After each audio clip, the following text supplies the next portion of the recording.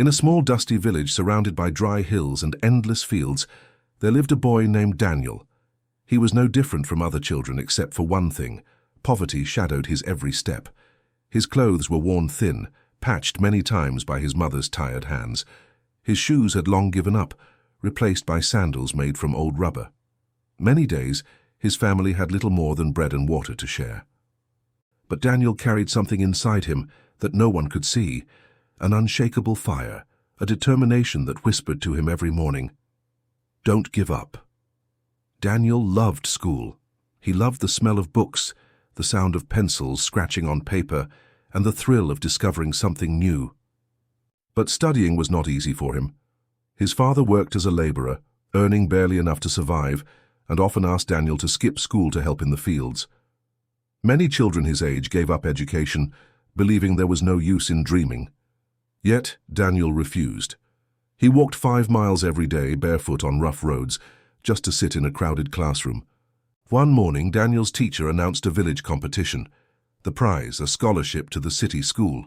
For the poor children of the village, this was more than just an opportunity. It was a miracle. The challenge was simple: write an essay on the topic, "What is success?" Daniel's heart raced. He wanted to try, but he also feared. How could a boy with no proper books, no private tutor, and no quiet study corner compete against children from richer families?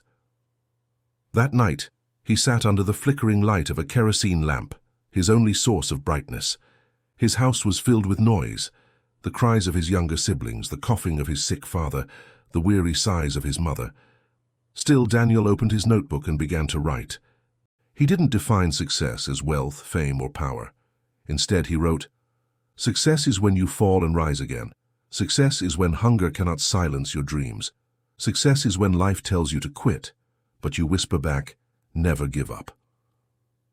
When the day of the competition arrived, Daniel walked nervously to school. His essay was simple, written in shaky handwriting, but every word came from his heart. Days later, the results were announced. Daniel stood in the crowd, hands trembling. His teacher held up the winning essay, and to everyone's surprise, it was his. The poor boy had won. The scholarship was his. The villagers clapped, some out of pride, others out of disbelief. Many had underestimated him, thinking a poor boy could never shine, but Daniel's determination had proved them wrong. Yet this was only the beginning. Life in the city school was far harder. The other students wore clean uniforms, carried new bags, and mocked Daniel's old clothes. "Village boy," they laughed, "you don't belong here." Their words cut him deeply, but he remembered his essay. Never give up. He studied harder than anyone else. He spent nights in the library, mornings revising under streetlights when the hostel lights went out. He faced failure in tests, rejection in competitions, and moments of loneliness when he wanted to quit. But each time, he picked himself up again. Sometimes he cried silently at night, wishing life were easier. But then he would wipe his tears and whisper to himself, "Daniel, remember why you started. You cannot give up now." Years passed. Daniel not only caught up with the others, he began to excel. His teachers saw his brilliance. His determination became his identity. When others got tired, Daniel kept going. When others complained, he kept silent and worked. Finally, the day of the national exams arrived. It was the toughest challenge of his life. Daniel poured every ounce of his strength into those papers. Weeks later, the results were declared. Daniel had ranked among the top students in the entire country. The boy who once studied under a kerosene lamp now received a full scholarship to university. His parents, once worried about feeding the family, wept tears of joy as they watched their son rise beyond the limits of poverty. But Daniel's journey did not stop there. At university, challenges grew bigger. Assignments piled up, competition was fierce, and expenses were heavy. Sometimes he didn't have enough money for proper meals. Some days he survived on a single piece of bread. But hunger never killed his dreams. Instead, it sharpened his will. He worked part-time jobs, cleaning floors, carrying boxes, even tutoring younger students, just to survive. His classmates often pitied him, but Daniel never asked for sympathy. He wore his struggles like armor, believing each hardship was preparing him for something greater. One evening, after finishing his job at a store, he returned to his small dorm room exhausted.